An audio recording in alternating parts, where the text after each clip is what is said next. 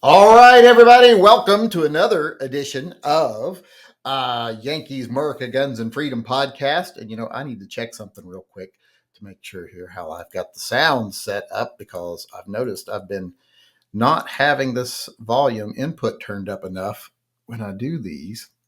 And I don't know why, but my computer keeps turning it down. But there, it's up now. So hopefully it'll be recording fine. Need to get a better microphone once funds allow. But welcome, like I said, everybody, to another episode of Shooting the Shit with Yankee, I've been calling it, which will be followed by another episode of America, Guns, and Freedom podcast. Tonight, we're going to be talking about ghost guns. And if you want to get in on the conversation, if you want to call me on something I say that you disagree with, or you just want to add something that I say or agree with me or whatever, feel free to chime in with a super chat over here. Use the YouTube super chat, not the PayPal super chat, and it will count as your $2 tithe to Phil if you got something you want to add.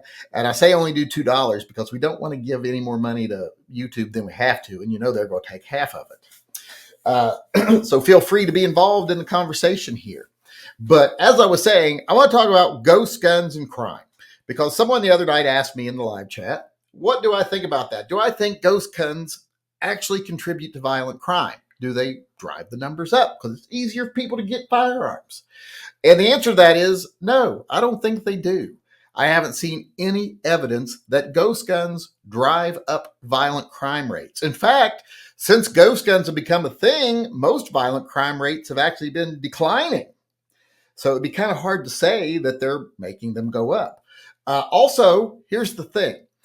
You see a lot of misleading statistics. And I think when people have to be misleading, that shows they don't really have anything to say of value. Like you hear the Seattle police and the governor say, the number of ghost guns recovered at crime scenes has gone up like 300% in the past 5 years. Well, 5 years ago, there was nothing, maybe one, and that would be one or two that someone scratched the serial numbers off of based on their description of a ghost gun. And when it comes to printed guns, there were none of those. So, of course, it's gone up, even if you just get one. A couple. And they also don't tell you, last year we recovered 100 firearms used in crimes. Well, this year, 3 times as many firearms that were ghost guns were recovered that were used in crimes. But if the number of guns overall that were used reduced and all the ghost guns did was take a place in that number that they never held before because they weren't there, it doesn't really show any increase in crime or that they're in any way related to crime. It just means they're a new thing. That's like saying, the Walther PDP has, gone up 2,000% in the number of crimes it was used in compared to 20 years ago. Well, of course, because it wasn't around 20 years ago.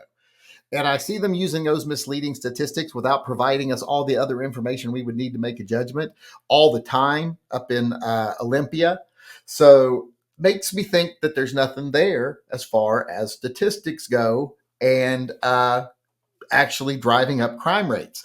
And the only way I could see them actually driving up crime rates is if there was no other way for people to get guns who wanted to commit a crime and this was the only way they could get one, which is not the case.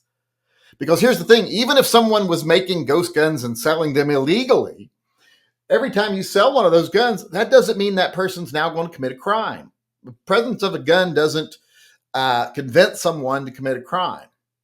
So unless they were already going to commit a crime and couldn't get a gun or another weapon any other way, it doesn't really affect violent crime. It just changes the tool being used or how that tool came about. Most often than not, even when you hear about, this criminal, bought a gun illegally. Well, they didn't commit any crime with it other than being in possession of a gun. So there was no real violent crime created because of that. And most people who do commit violent crimes have no record, can get a gun regularly. When it comes to things like mass shootings, murder, suicides, etc., you usually find out, the person legally bought his guns or he stole them from someone who legally bought them.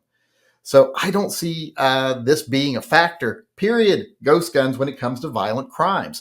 They're not going to change people's motivations. They're not going to change people's desires to commit a crime with a gun, even if it makes it easier to get them. And I don't think it makes it any easier to get them. I haven't seen any proof of that. And I definitely haven't seen proof that they're involved in more crimes or that there's more crimes committed because they're present. So I'm going to have to say, no, ghost guns have no effect on violent crime. And I don't know if everybody agrees with me or not. Feel free to weigh in here if you agree or disagree. We got one super chat coming in here, but all they said was, glad you're okay and you are a badass. Well, I ain't a badass. If I was a badass, I probably would have handled that situation a little differently, which I did not. But yeah, I'm fine. I'm a little scraped up, and this was the biggest wound I got a scratch on my finger. John Mandrick said, what about ghost knives? Well, I don't know. What would that be? A pointy stick or a sharpened rock or something? But no, I don't think that's like saying, people commit more murders if there's more cutlery stores in your town. Because it's easier for them to get cutlery, so therefore they're going to stab more people. No. Or if there's a store giving away knives, to people like, hey, here's a free set of cutlery with your purchase of a car. Well, that's going to cause more crime. No, it isn't. Not unless that person was planning on stabbing someone to begin with. I don't think getting a free set of knives is going to make them go, I got these knives. It'd be a shame if I didn't stab somebody.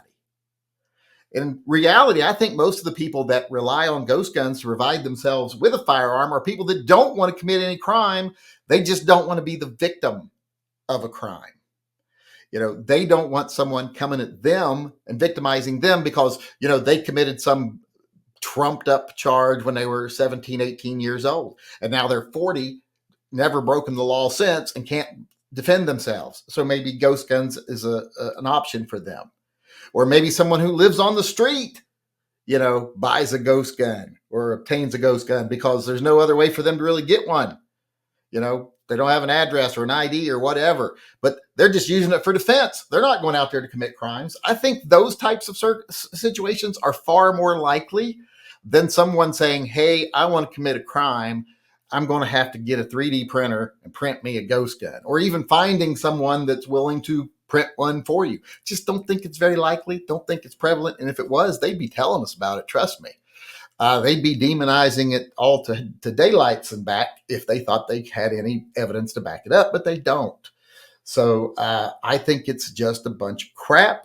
I think it's a way to demonize and illegalize, I guess, if that's a word, knowledge and capabilities. They don't want you to be capable of breaking the law. They don't want you to have anything that you could eventually use if you decided you needed to. They don't want you to have the knowledge of how to be independent and self-reliant, and they don't want you to have the means or the skills to be self-reliant or independent. And they especially don't want you to be able to fight back when they decide you shouldn't have your freedoms anymore. So I just think that ghost guns being on the market for people that can't otherwise buy guns, in my Second Amendment absolutist opinion, it probably provides more honest people a means to protect themselves than it ever does bad guys a means to commit crimes. In fact, I would be willing to bet that there's probably some people that have not been victimized because they have an illegal ghost gun. So I just don't buy this, that they increase crime rates. We haven't seen it in the crime rates. We haven't seen any evidence of it. And we don't see them crowing about it. And if they had a leg to stand on, believe me, they'd be crowing about it.